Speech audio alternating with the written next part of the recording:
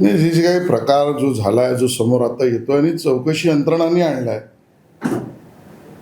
पोलिसाच्या उच्चपदस्थ अधिकाऱ्याला दबाव कोणाचा होता? संजय पांडेंवर. संजय पांडे यांनी दबाव टाकला असा जो अधिकारी सांगतोय, तो खालचा अधिकारी ज्याच्यावर संजय पांडे यांनी दबाव टाकला, त्या संजय पांडेंना निर्देश, आदेश कोणाचे होते? त्या काळात मुख्यमंत्री कोण होते? गृह मंत्रालयाचं काम कोणाकडे होतं? बरं, कशामध्ये?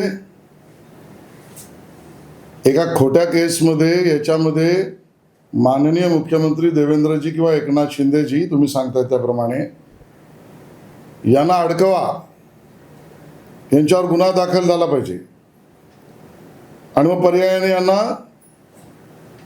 तुरुंगात टाका. ही मनीषा कोणाची? मग ह्या सगळ्या मंडळींना, जे त्यावेळेला सरकारमध्ये बसले होते, त्याचे मुखिया उद्धवजी ठाकरे स्वतः आहेत. मग त्यांना आमचा प्रश्न आहे की तुम्हाला आता पाताळ यंत्री म्हणायचं?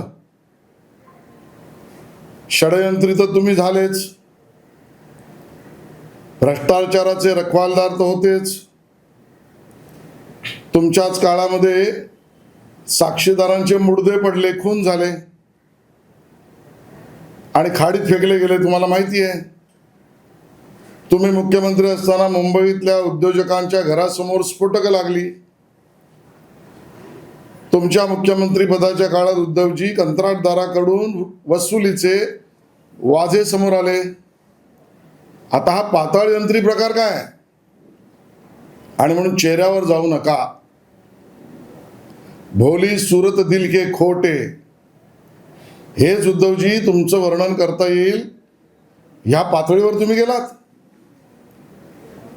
या स्तरावर राजकारण. महाराष्ट्राच्या राजकारणात हा प्रकार कधीच नव्हता.